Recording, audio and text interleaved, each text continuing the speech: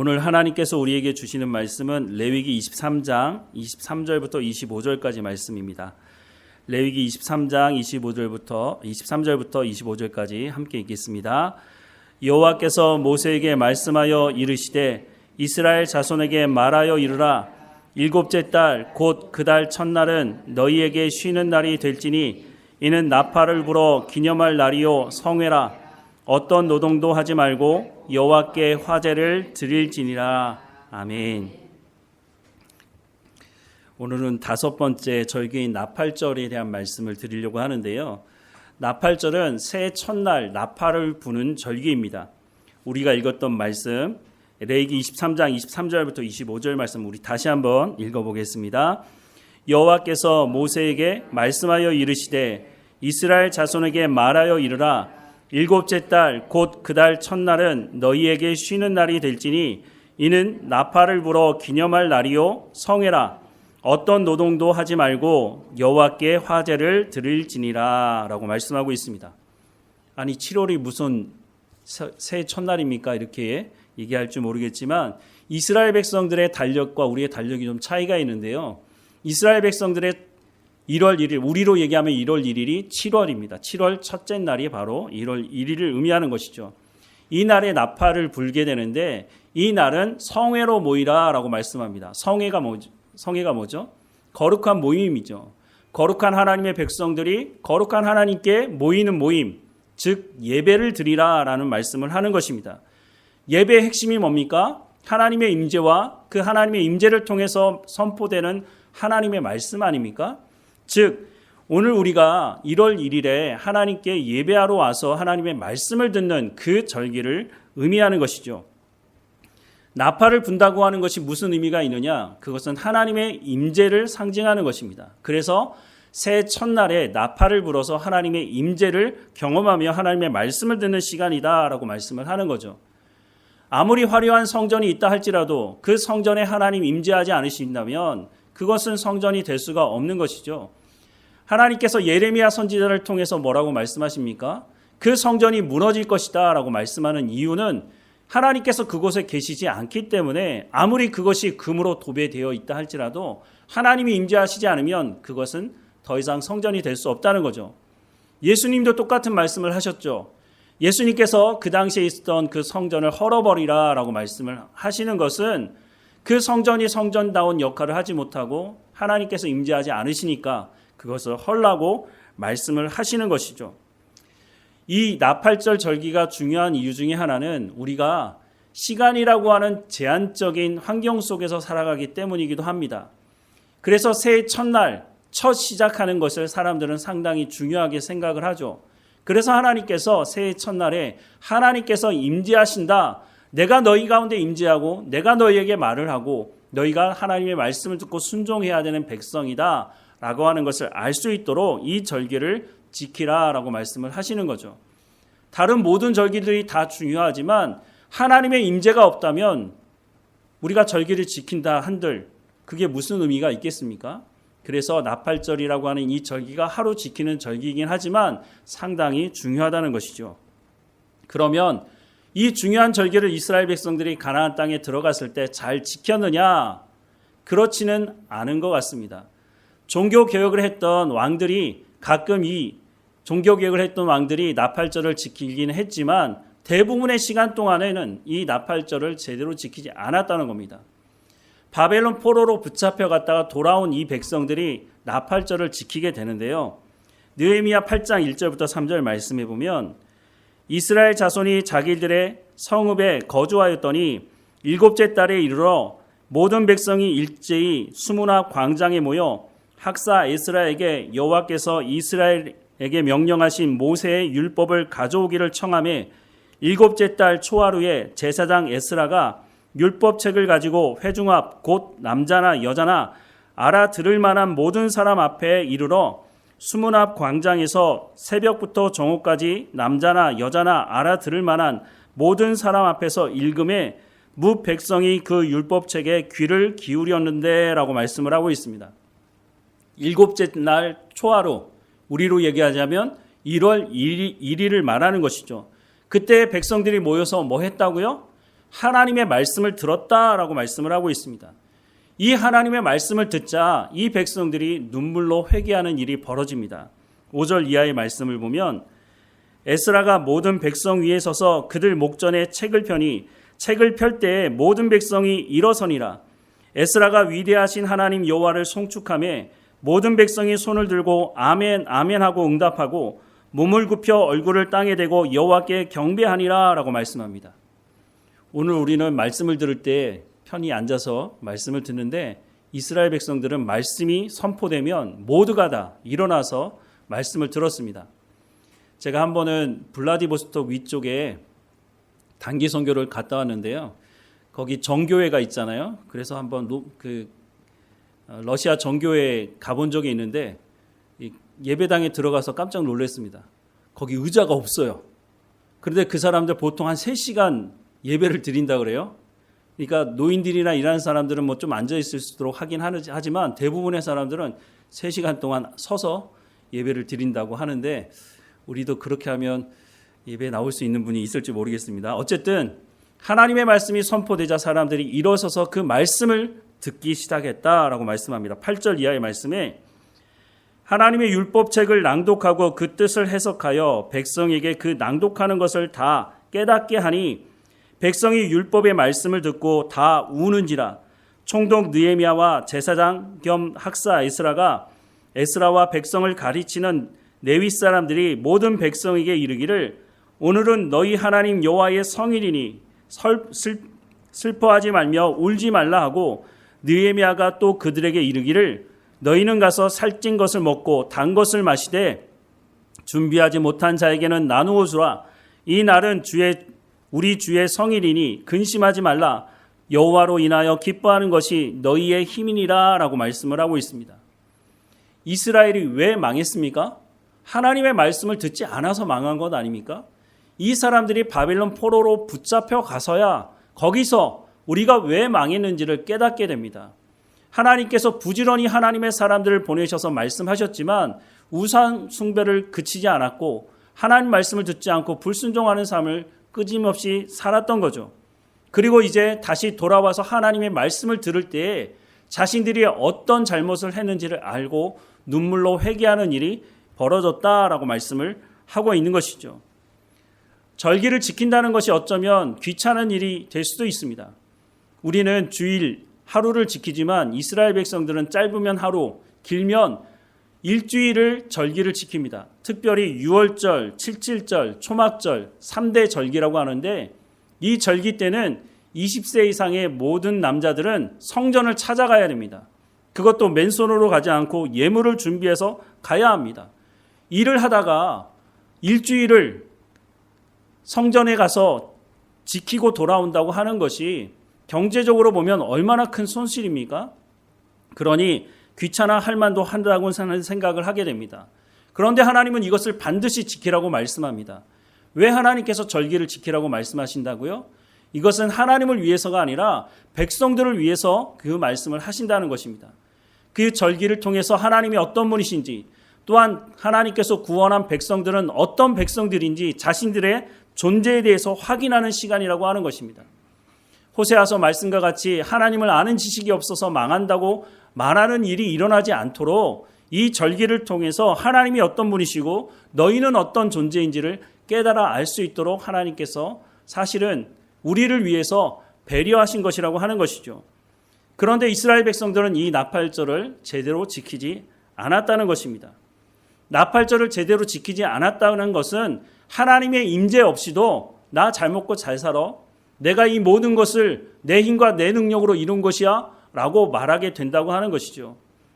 신명기 8장에 보면 이스라엘 백성들에게 너희가 가나안 땅에 들어가면 땅도 없고 집도 없고 또한 그 땅의 소산을 먹게 될 것인데 쉽게 말해서 배부르고 등 따숩게 되면 너희가 이 모든 것을 하나님께서 주셨다고 말하지 않고 내 힘과 내 능력으로 얻었다고 말하게 될 것이다 라고 경고하고 있습니다. 하나님이 하나님을 잊어버리지 말라고 말씀하는 것이죠. 그런데 이 사람들이 한 걸음 더 나가서 어떻게 했습니까? 우상을 숭배하는 일까지 벌였다고 하는 것입니다. 그런데 한편으로 생각해 보면 하나님께서 이것을 주시지 않고 내 힘과 내 능력으로 얻었다고 말하는 이 사람들이 하나님을 온전히 섬기지는 않으면서 왜 우상 앞에 절하면서 우상에게 자기의 복을 구했을까요? 그것은 우상은 자기 마음대로 조종할 수 있고 우상은 내가 가지고 있는 그 탐욕을 채워줄 것 같은 생각을 하는데 하나님은 그 탐욕을 채워주지 않기 때문이라고 하는 것이죠. 왜냐하면 아담과 하와가 그 탐욕 때문에 죄를 짓고 하나님과의 관계가 깨지지 않았습니까? 그런데 하나님께서 그 탐욕을 채워주실 리가 없는 것이죠. 그래서 이 모든 것은 내 힘과 내 능력으로 얻었다고 말하면서 하나님은 섬기지 않으면서도 우상을 섬기는 일을 했다고 하는 것입니다. 이스라엘 백성들은 아마 이렇게 생각했던 것 같습니다. 내가 필요할 때 하나님 찾아가면 되지. 그러니까 성막이 있고 성전을 없애버리지는 않았다는 것입니다. 내가 필요할 때만 찾아가면 되는 것이니까 하나님 그렇게 하면 되지 라고 하면서 우상을 숭배하며 더 많은 풍요를 추구했다는 것입니다. 하나님께서 하나님의 말씀에 순종하지 않은 이 백성들을 향해서 내게 돌아오라고 끊임없이 말씀하시지만 이 사람들은 자기 생각을 바꾸지 않았다는 거죠. 내가 요구하는 것 하나님 다 채워주지도 않는데 내가 굳이 하나님을 찾아가서 예배 드릴 필요 있나? 이런 생각을 하는 것이죠. 성경에 내 보물이 있는 곳에 내 마음도 있다고 말하는 말씀을 우리가 잘 새겨 들어야 할 것입니다. 그러다 보니 하나님께 예배를 드릴 때도 형식적으로 드리고 말았다고 하는 것입니다. 하나님께서 백성들을 귀찮게 하기 위해서 이 절기들, 나팔절을 지키라고 한 것이 아니라고 하는 것이죠. 하나님의 백성들에게 하나님의 임재가 없으면 하나님의 말씀이 없고 그러면 결국 자기의 탐욕대로 살아가다가 죄를 짓고 하나님과의 관계가 깨지는 일밖에 더 있겠습니까? 오늘 우리는 나팔절의 이 의미를 담아서 송구 영신 예배, 신년 예배를 드리게 됩니다. 한국 사람들은 종교적인 아니면 신앙적인 열심이 너무 독특해서 그런 것인지 새벽까지 기다리지 않고 0시가 되면 예배 드리려는 하는 마음이 있습니다. 조금 전에 읽었던 느헤미야 8장 3절에 보면 이 나팔절을 지키는 시간을 말하고 있는데요. 3절 말씀에 수문 앞 광장에서 새벽부터 오전까지 남자나 여자나 알아들을 만한 모든 사람 앞에서 읽음에 무 백성이 그 율법책에 귀를 기울였다라고 말씀을 하고 있습니다. 여기서 말하는 새벽은 해 뜰 때를 말합니다. 대략 한 6시쯤부터 시작해서 오전까지 12시까지 약 6시간 동안 이 사람들이 하나님의 말씀을 들었다고 하는 것입니다. 그래서 제가 한 번은 예전에 0시에 예배 드리기 좀 힘드니까 그러면 1월 1일 11시에 한번 예배 드려야 되겠다고 말씀을 드리고 한번 예배를 드린 적이 있습니다. 예배 드리고 나니까 성에 차지 않으신 것 같아요. 그래서 목사님 0시에 예배 드려야 뭔가 좀 새로워지지 않겠습니까? 첫 시작이 0시부터니까. 그래서 딱 한번 11시 한번 예배 드려보고 다시 0시로 옮기게 됐습니다. 이 시간에 우리가 하는 것이 뭡니까? 지난 한 해를 돌아보면서 내가 하나님 말씀대로 순종했나? 라고 하는 것을 돌아보고 또 회개하고 또 앞으로 한 해를 바라보면서 하나님의 임재 가운데 내가 하나님의 말씀을 통해서 내가 성숙한 그리스도인으로 살아가겠다고 하는 그 다짐도 하는 시간 아닙니까? 그런데 한국교회가 이 송구영신예배, 이 나팔절 의미를 담고 드리는 이 송구영신예배 혹은 신년예배를 많이 왜곡시켜 왔다고 하는 것입니다. 누가 그렇게 했을까요? 가장 먼저는 목회자들이 그렇게 한 거죠. 이 나팔절 그 의미에 기복주의라고 하는 것을 섞어 넣은 것입니다. 나팔절 의미는 하나님이 임재하시고 하나님의 말씀을 통해서 내가 하나님의 말씀대로 순종하며 살아가겠다. 하나님과 동행하는 삶을 살아가는 것을 의미하는 것을 다시 한번 되새기는 것인데 어느 순간 이 의미들은 별로 없어지고 1월 1일 되면 많은 사람들이 동해를 찾아갑니다. 왜 동해 찾아갑니까? 떠오르는 태양 보면서 자기 소원 빌려고 가는데 이 송구영신 예배를 드리면서 자기의 소원을 하나님께 아뢰는 그런 예배로 변질된 부분이 있다고 하는 것입니다. 예레미야 6장 9절부터 15절 말씀해 보면 만군의 여호와께서 이와 같이 말씀하시되 포도를 따듯이 그들이 이스라엘의 남은 자를 말갛게 주우리라. 너는 포도 따는 자처럼 내 손을 광주리에 자주자주 놀리라 하시나니. 이 말씀은 이스라엘 백성들이 이런 기복주의를 쫓아가다가 결국은 우상 숭배로부터 벗어나지 않고 하나님 말씀에 순종하지 않으니까 하나님께서 바벨론이라고 하는 나라를 들어서서 이 이스라엘을 하나님께서 채찍으로 회개할 기회를 주시겠다라고 하는 그 말씀을 하고 있는 겁니다. 여기서 말하는 너는 바로 바벨론을 의미하는 것이죠. 그런데 10절 이하에 보면 또 다른 사람을 의미하는데요. 내가 누구에게 말하며 누구에게 경책하여 듣게 할꼬 보라 그 귀가 할례를 받지 못하였다라고 말합니다. 여기서 말하는 그는 이스라엘 백성들을 의미하는 것이죠. 할례를 받지 못함으로 듣지 못하는도다. 보라 여호와의 말씀을 그들이 자신들에게 욕으로 여기고 이를 즐겨하지 아니한다라고 말씀합니다. 하나님의 말씀을 어떻게 들었다고요? 자신들을 향해서 욕하는 걸로 들었다고 말합니다. 그러므로 여호와의 분노가 내게 가득하여 참기 어렵도다. 그것을 거리에 있는 아이들과 모인 청년들에게 부으리니 남편과 아내와 나이든 사람과 늙은이가 다 잡히리로다. 내가 그 땅 주민에게 내 손을 펼 것인즉 그들의 집과 밭과 아내가 타인의 소유로 이전되리라. 여호와의 말씀이니라 라고 말씀을 하고 있습니다. 하나님께서 이스라엘 백성들을 심판하시겠다고 말씀하는데 하나님께서 그냥 심판할 수는 없지 않습니까? 그 이유에 대해서 설명을 하는데 13절 이하의 말씀에 이는 그들이 가장 작은 자로부터 큰 자까지 다 탐욕을 부리며 선지자로부터 제사장까지 다 거짓을 행함이라. 그들이 내 백성의 상처를 가볍게 여기면서 말하기를 평강하다 평강하다 하나 평강이 없도다. 그들이 가증한 일을 행할 때에 부끄러워하였느냐? 아니라 조금도 부끄러워하지 않을 뿐 아니라 얼굴도 붉어지지 않았느니라. 그러므로 그들이 엎드러지는 자와 함께 엎드러질 것이라. 내가 그들을 벌하리니 그때 그들이 거꾸러지리라. 여호와의 말씀이니라 라고 말씀을 하고 있습니다. 왜 회개하고 돌이키지 않았다고요? 첫 번째는 백성들이 탐욕을 따라 살아갔기 때문이다 라고 말씀을 하고 있습니다. 백성들의 가장 인생의 최고의 목적은 성공하고 출세하고 돈 많이 버는 것이라고 하는 것이죠.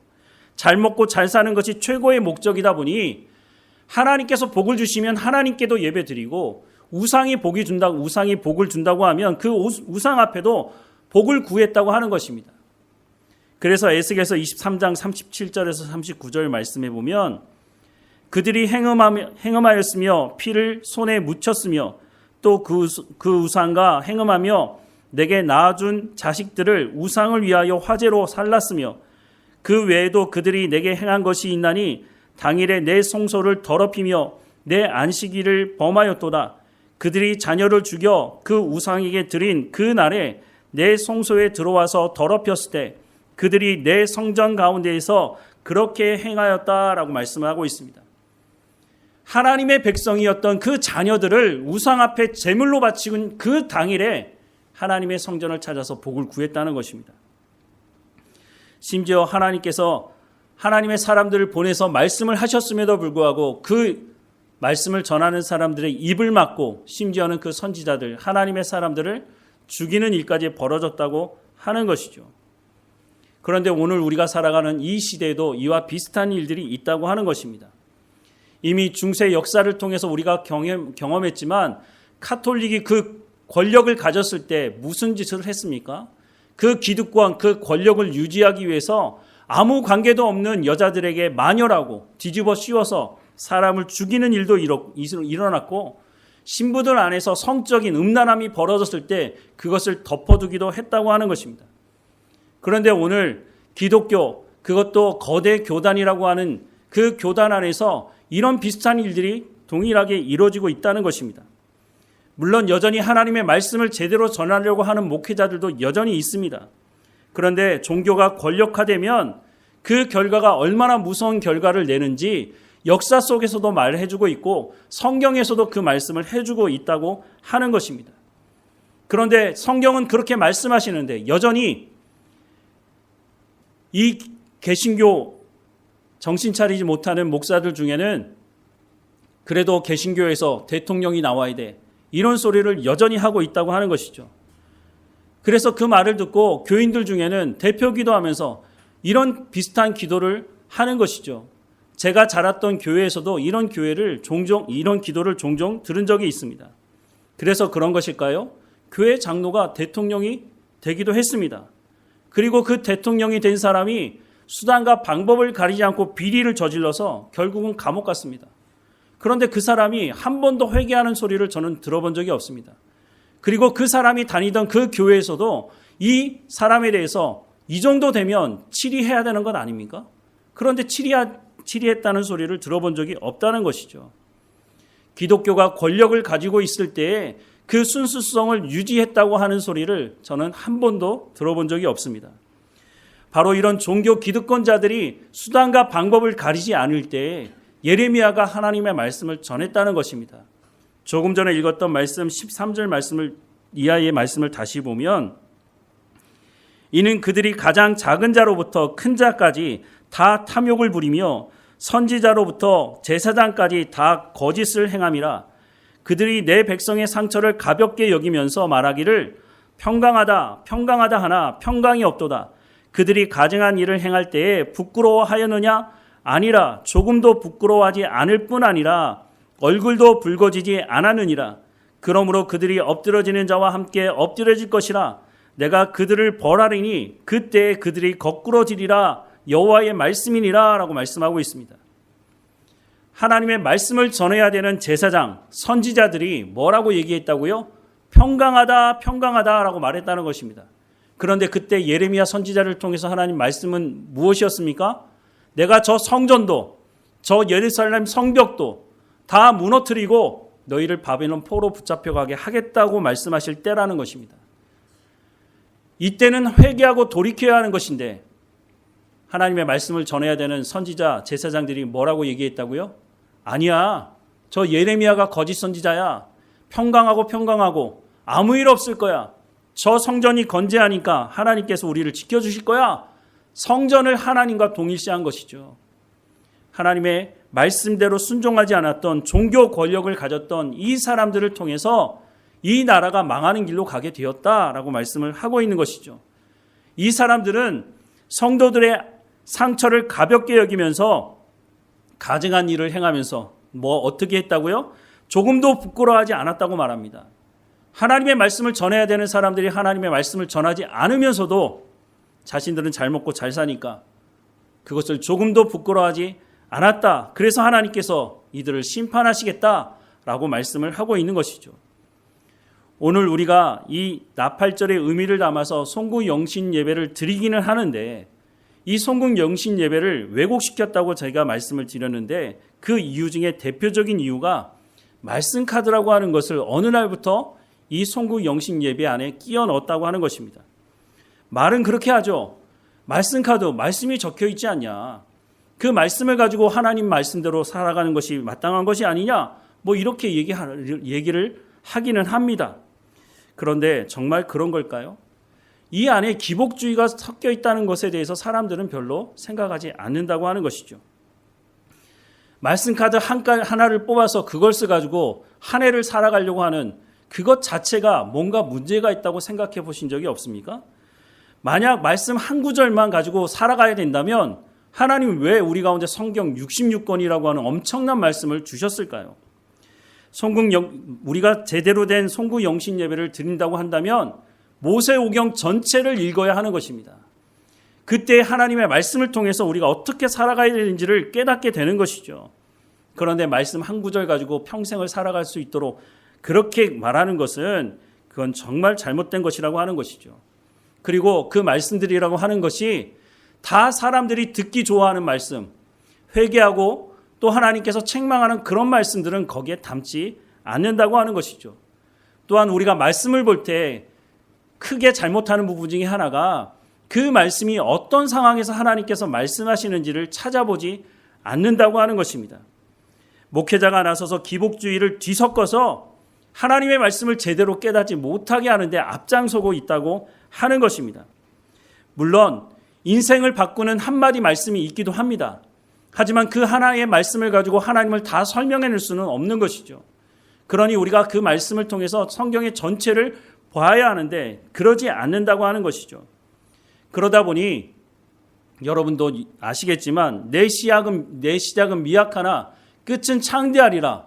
이런 말씀을 개업하는 집에 표구로 만들어가지고 선물하는 정말 황당한 일까지 벌어지는 것입니다. 여러 번 말씀을 드렸지만 이 말씀은 개업하는 집에 절대 줄 수 없는 말입니다. 이 말씀은 욥에게 너 회개해야 하나님께서 너를 회복하실 거야 라고 하면서 욥의 친구가 한 말이라고 하는 것입니다. 그런데 이 말씀만 딱 떼내서 내 시작은 미약하나 끝은 창대하리라, 이 말씀만 받아주면 아, 내가 대박 나라는 거라고 하는 거구나, 이렇게 착각하지 않겠습니까? 이런 말씀이 걸려있는 식당들이 적지 않다는 것이죠. 그 식당에 이것이 걸려있다는 것은 그 사람 신앙생활하는, 어느 교회인지 모르겠지만 교회를 다닌다는 사람 아니겠습니까? 그런데 단 한 번도 이 성경 구절이 욥기 8장 7절에 왜 나왔는지를 찾아보는 사람이 없으니까 그것을 버젓이 식당에 걸어놓고 있다고 하는 것이죠.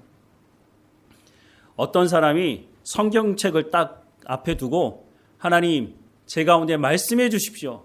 제가 그 말씀대로 살겠습니다 라고 하면서 성경을 딱 펴서 손가락으로 딱 집었습니다.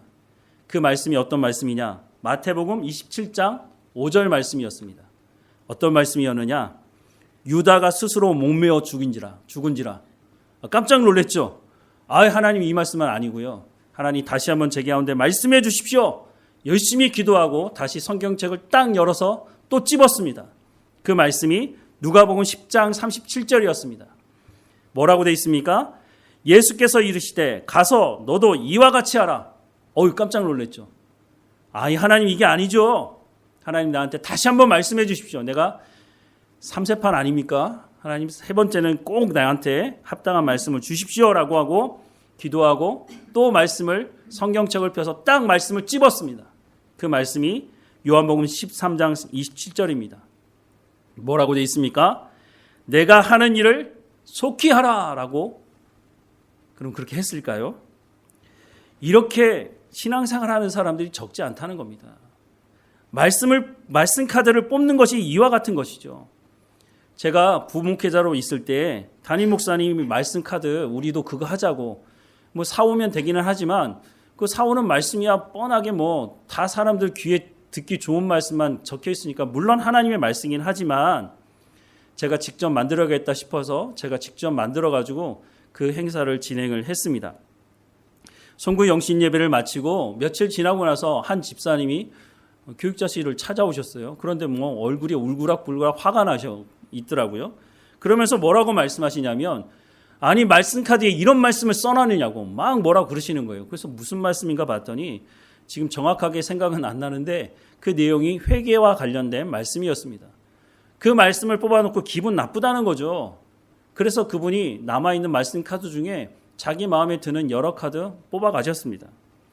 그게 지금 우리 한국 사회의 현실이라고 하는 것입니다. 물론 자기의 마음에 드는 말씀이 있기도 하겠죠. 그런데 그게 정말 하나님이 주신 말씀이라고 말할 수 있겠습니까? 성경 66권이 전부 다 우리 각자에게 하나님께서 말씀하는 말씀인데 그 말씀은 듣지 않고 제가 만들 때 거기에 예언서나 선지서 말씀에 회개하는 말씀과 그런 하나님의 또한 경고하는 말씀도 같이 넣었거든요. 근데 그분이 이제 그걸 뽑은 거죠. 하나님께서 말씀하시는 말씀을 사실은 들을 마음이 없는 것입니다. 복되고 잘되고 성공하고 출세하고 이런 말만 듣고 싶은데 그러니까 목사들도 설교할 때 하나님께서 말씀하시는 이 경고와 회개와 이런 말씀을 하지 않고 윤리적인 차원에서 듣기 편한 말씀만 전하는 것입니다. 그러니까 목사도 목회를 하면서 적절하게 이 기복주의와 관련된 것을 집어넣는 것입니다. 목사도 잘되고 복되라는 말을 하는 것도 또한 그 말을 듣는 사람들도 기분 좋지 않겠습니까? 시비 걸 것도 없고 잘되라는데 그게 뭐가 문제야? 이렇게 생각을 하게 된 것이 하나님의 말씀을 제대로 전하지 않으니까 교회에 오래 다녔다고 하는 사람들도 동일하게 하나님께서 말씀하는 그 말씀을 듣지 않고 있다고 하는 것입니다. 신명기 28장 1절부터 6절 말씀에 보면 하나님께서 우리 가운데 복을 주시겠다는 말씀을 분명히 하고 있습니다. 우리 같이 한번 읽어볼까요? 내가 내 하나님 여호와의 말씀을 삼가듣고 내가 오늘 내게 명령하는 그 모든 명령을 지켜 행하면 내 하나님 여호와께서 너를 세계 모든 민족 위에 뛰어나게 하실 것이라. 내가 내 하나님 여호와의 말씀을 청종하면 이 모든 복이 내게 임하며 내게 이르기를 성읍에서도 복을 받고 들에서도 복을 받을 것이며 내 몸의 자녀와 내 토지의 소산과 내 짐승의 새끼와 소와 양의 새끼가 복을 받을 것이며 내 광주리와 떡 반죽 그릇이 복을 받을 것이며 내가 들어와도 복을 받고 나가도 복을 받을 것이니라 라고 말씀하고 있습니다.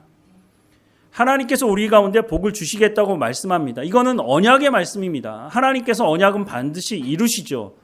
그런데 전제 말씀이 있습니다. 1절 말씀을 다시 보면 내가 내 하나님 여호와의 말씀을 삼가 듣고 내가 오늘 내게 명령하는 그의 모든 명령을 지켜 행하면 내 하나님 여호와께서 너를 세계 모든 민족 위에 뛰어나게 하실 것이다 라고 약속하고 있습니다.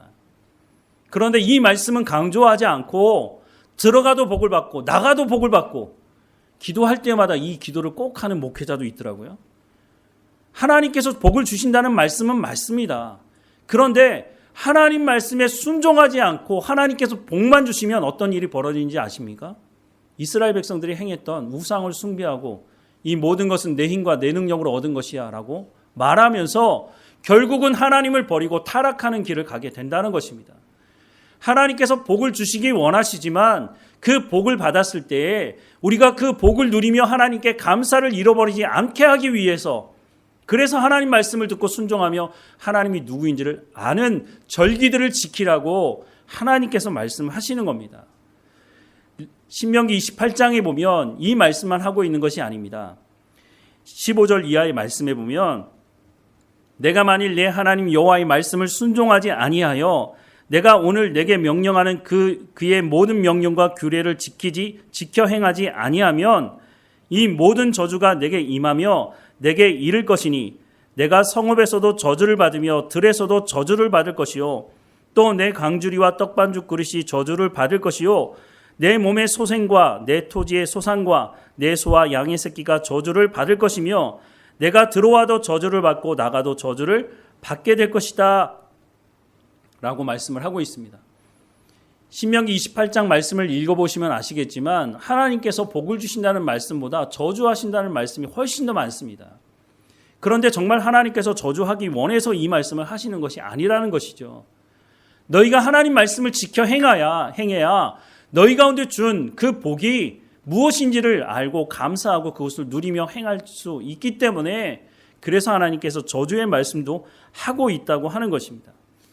사랑하는 여러분, 최소한 우리가 성경을 통해서 하나님께서 말씀하시는 말씀의 의미가 무엇인지를 제대로 알아야 우리가 잘못된 이런 기복주의에 빠져서 하나님께서 잘되고 복되라고 하시지 않느냐만 말하지 않게 될 수 있다고 하는 것입니다.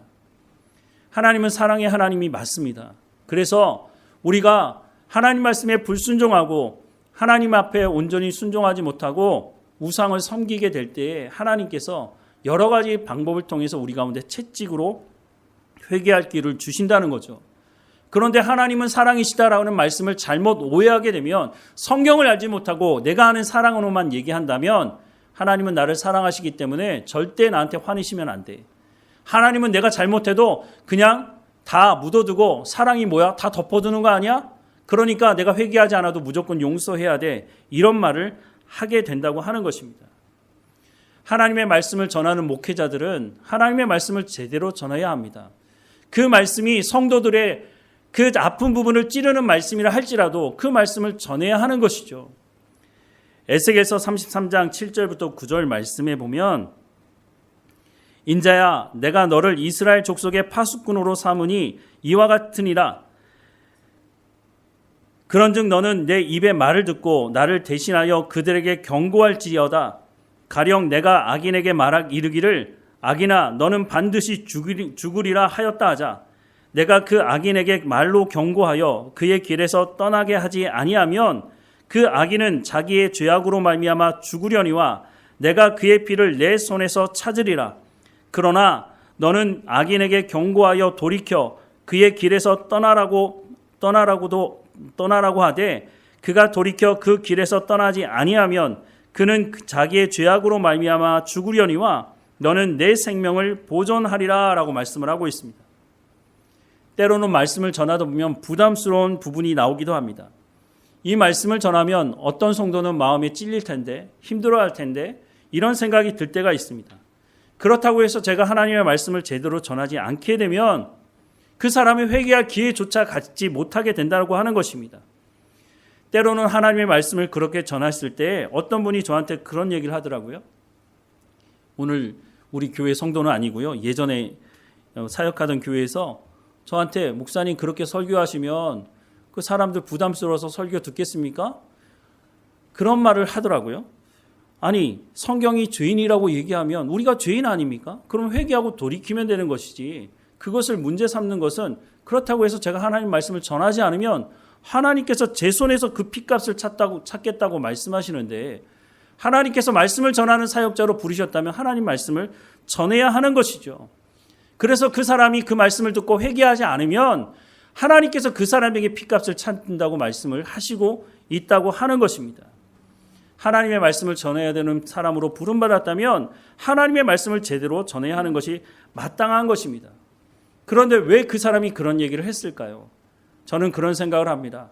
그 사람이 평생 살아오면서 하나님 말씀이라고 들었다고 하는 것이 아마도 기복주의에 뒤범벅이 된 제대로 된 하나님의 말씀을 듣지 않고 잘되고 복되고 성공하면 그것이 예수 잘 믿는 것이라는 증거라고 말해주는 싹군과 같은 그런 사람들이 설교를 했기 때문이 아닌가 하는 생각을 하게 됩니다.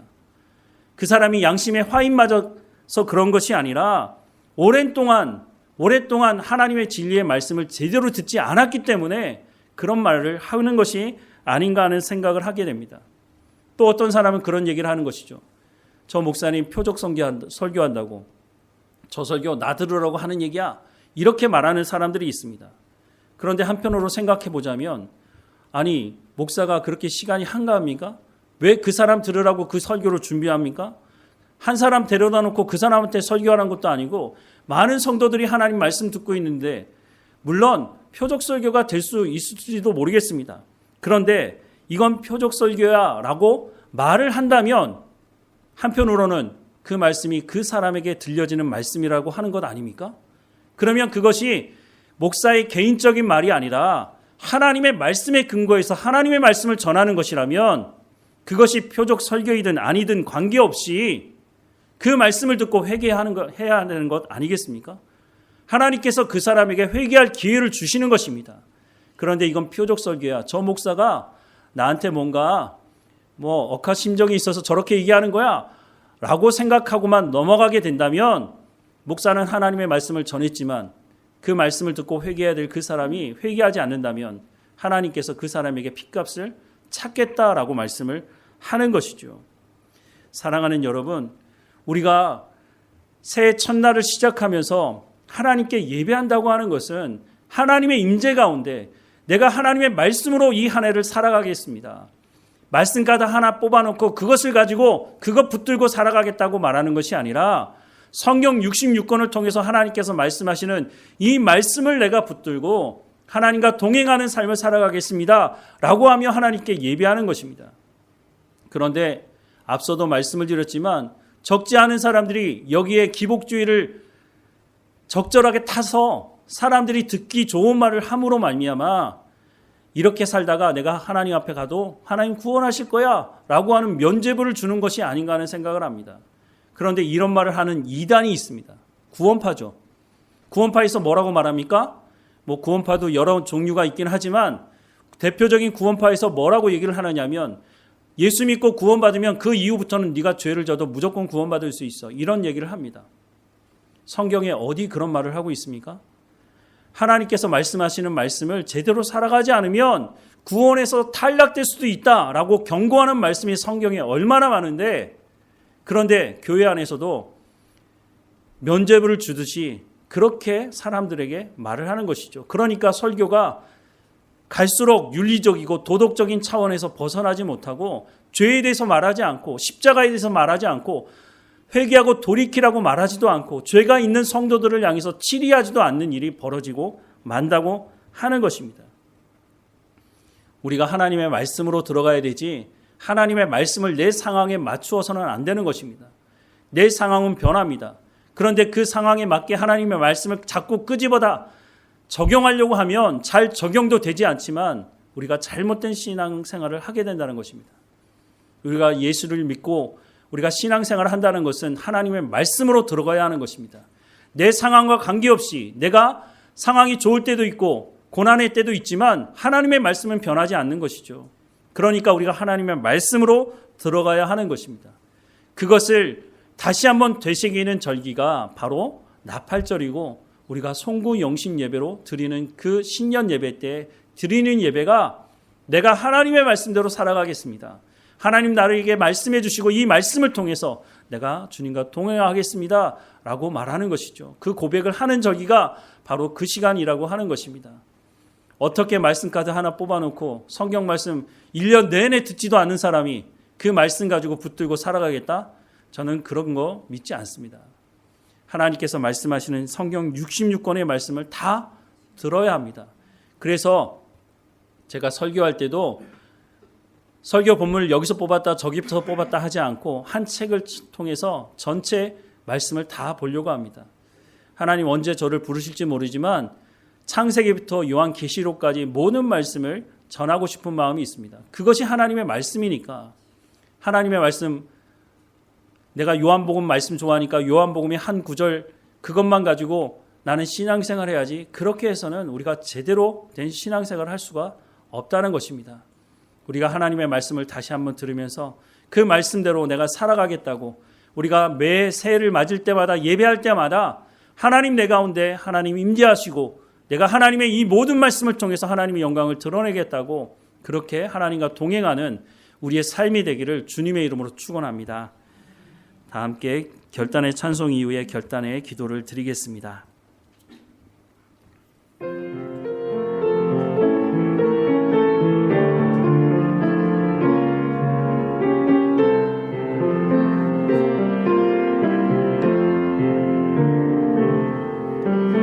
이 말씀 따라 사는 동안 지치지 않게 하시고 이 말씀 따라 사는 동안 주님 나라 이루소서.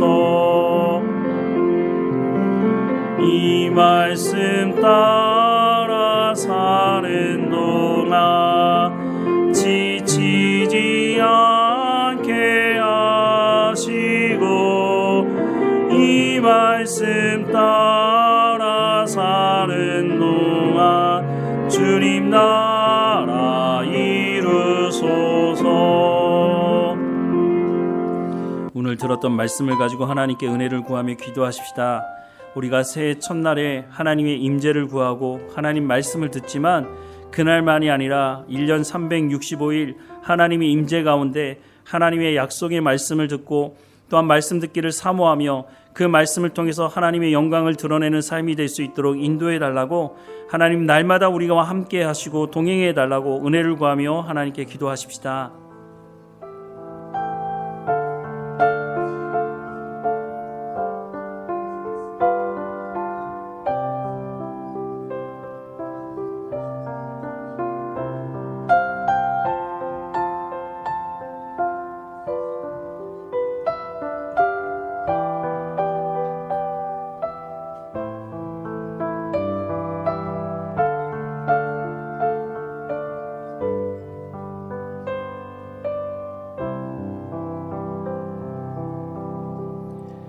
사랑하는 하나님, 이스라엘 백성들을 구원하시고 그 많은 것을 허락해 주셨음에도 불구하고 더 많은 것을 요구하며 우상을 섬기며 하나님 말씀에 불순종한 삶을 살아갔던 것을 우리도 기억하게 하옵소서.